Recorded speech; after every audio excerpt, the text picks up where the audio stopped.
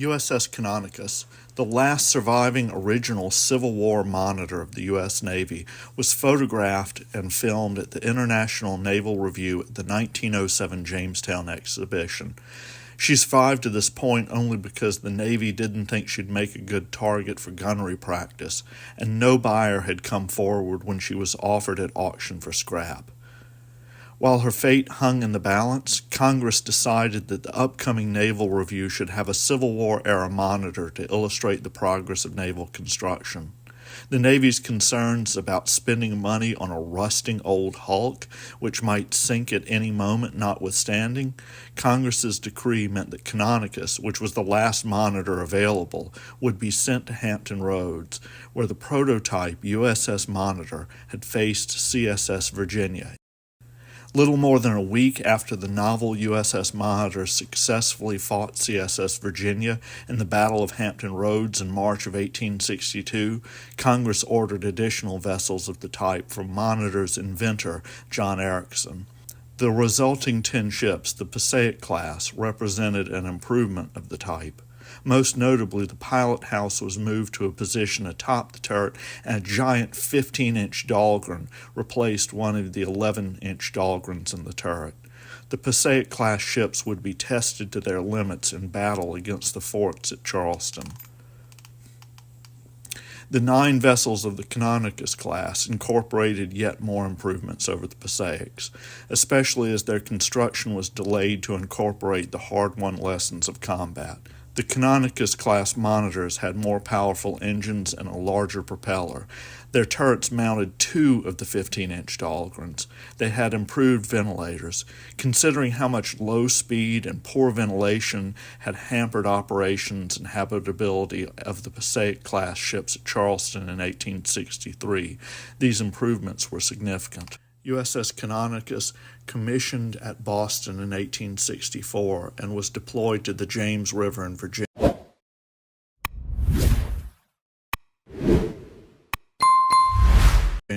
where she would see her first actions against a Confederate earthworks fort, Battery Dantzler.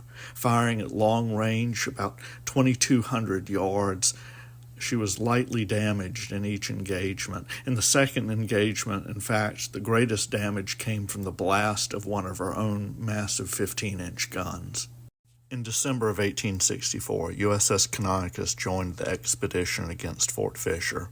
She closed to within 800 yards of the fort and fired 144 shells and shrapnel from her 15-inch Dahlgrens over the course of the 2 days' bombardment of December 24th and 25th. Her captain at the time, Lieutenant Commander Belknap, reported that the ship received just 4 hits, none causing significant damage, and none of her crew were injured. Belknap joined other naval officers in expressing frustration that the Army had not pressed the attack, and in his report he stated that at any time in the afternoon of each day the fort might have been occupied and held by our land forces with very slight loss. The fleet departed. On January 13, 1865, the U.S. Navy returned to Fort Fisher to finish the job. Lieutenant Commander Belknap would report of the action. On the first day of the attack, the 13th, the enemy replied vigorously to our fire until late in the afternoon, when the heavier ships coming into line soon drove the Confederate gunners into their bomb-proofs. Soon after we had taken position, it became evident that since the previous attack, a reinforcement of experienced artillerists had been received in the fort, as its fire was much more accurate and spirited than before. They soon obtained our range and struck the ship frequently, while many shots fell close alongside. Upon one occasion, 2 shots out of 3, fired simultaneously, struck the side armor abreast of the turret. We count 36 hits this day, and everything about the deck, not shot-proof, was badly cut up. 2 men were knocked down and stunned at the guns by the impact of a 10-inch shot upon the turret.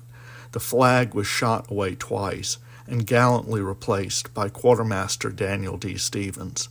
Quartermaster Stevens would receive the Medal of Honor for this action. And USS Canonicus would fire nearly 300 rounds at the fort over the 3-day battle. Following the capture of Fort Fisher, USS Canonicus was dispatched to Rear Admiral John Dahlgren's South Atlantic blockading squadron, arriving off of Charleston on January 19th. On the evening of February 17, 1865, Canonicus was steaming at the entrance to Charleston Harbor, having the squadron's picket duty for the evening. Her captain would later report that throughout the night, our batteries on Cummings Point shelled the rebel works on the western end of Sullivan's Island, the enemy replying with an occasional shot from Fort Moultrie during the first watch. During the mid and morning watches, heavy fires broke out in the city, and heavy explosions were heard now and then in the direction of town, as well as on James Island. The sailors aboard USS Canonicus were among the first to discover that Charleston, the cradle of secession and the focus of so many months, now years of hard fighting, had been abandoned by its Confederate defenders. Canonicus sent a boat ashore. Its crew captured Battery Beauregard.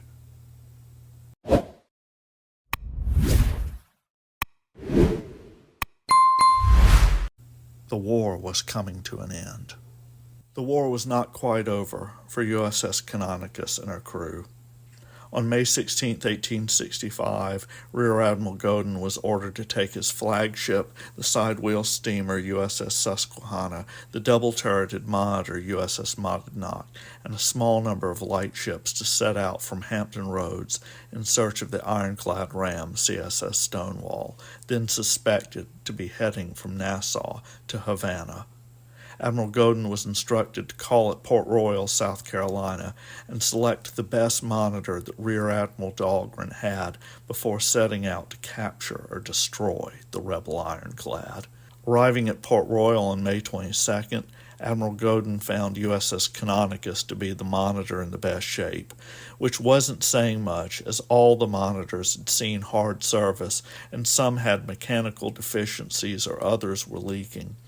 Reports suggested that CSS Stonewall had arrived at Havana on May 11th, but might have left on May 13th.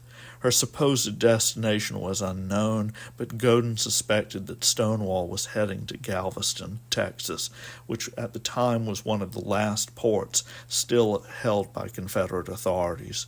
Godin led his squadron to Havana, intending to learn where the rebel ironclad had gone from there. The passage to Havana was a difficult one for Canonicus. Even under tow by two ships, including the flagship, the Monitor only could manage 7 knots. Arriving at Havana, Godin found CSS Stonewall still in the harbor. USS Connecticut had been on station at Havana since around May 16th, and her captain, Charles Boggs, sent a message to CSS Stonewall sharing the news of the surrender of all armed Confederate forces east of the Mississippi.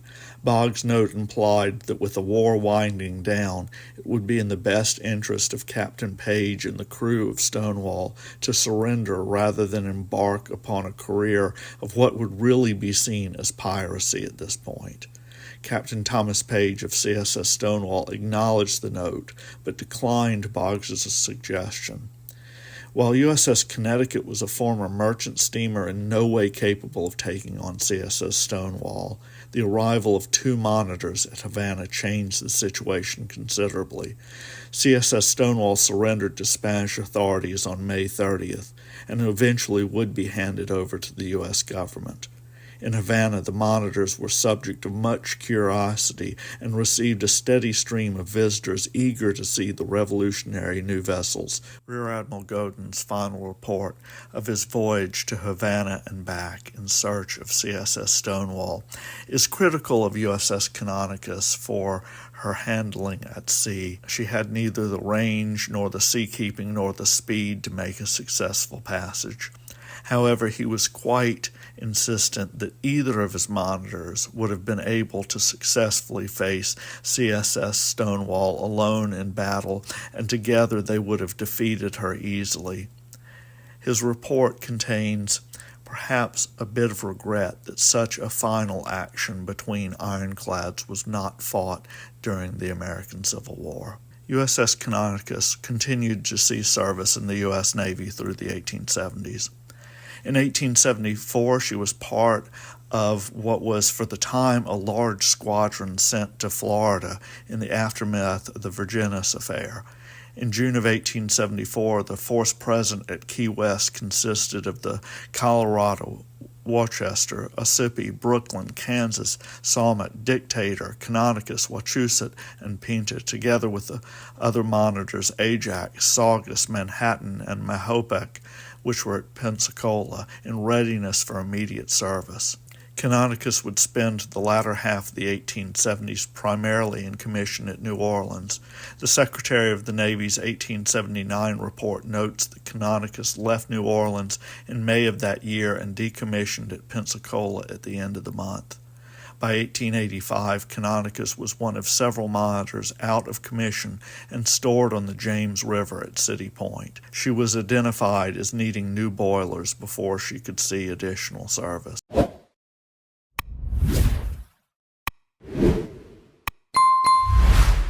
Though a handful of the old monitors would see service in the 1880s and 1890s, USS Canonicus was not one of them.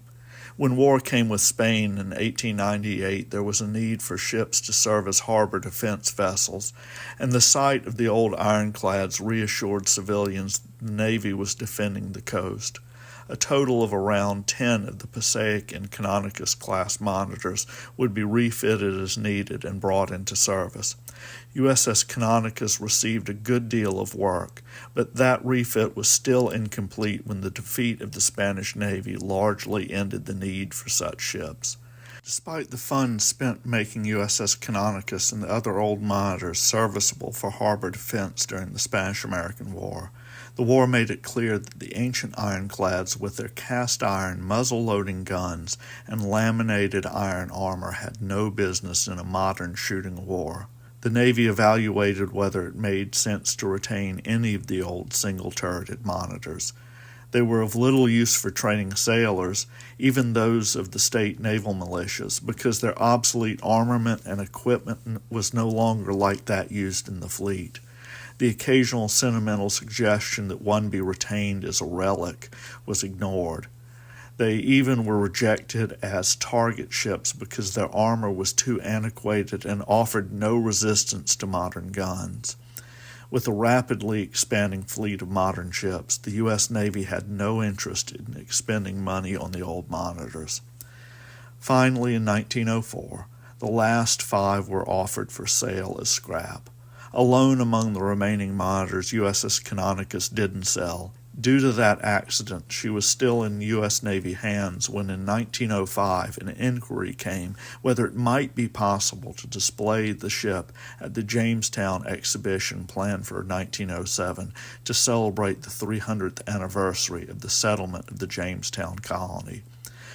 The intention was for Canonicus to represent the monitor-type ironclad made famous in the March 1862 battle between USS Monitor and CSS Virginia. Despite some reservations both about the expenses to refit her even for an external-only display and whether Canonicus would manage to stay afloat throughout this assignment, the needed work was done.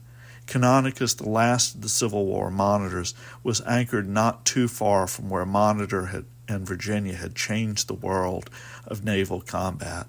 She was surrounded by the most modern ships of the United States Navy, battleships which would depart Hampton Roads later that year for the celebrated cruise of the Great White Fleet. She undoubtedly was seen by President Roosevelt and was admired by many there. With the end of the exhibition, USS Canonicus was offered for sale as scrap. In April of 1908, USS Canonicus, the last monitor of the American Civil War, was finally sold and departed into history.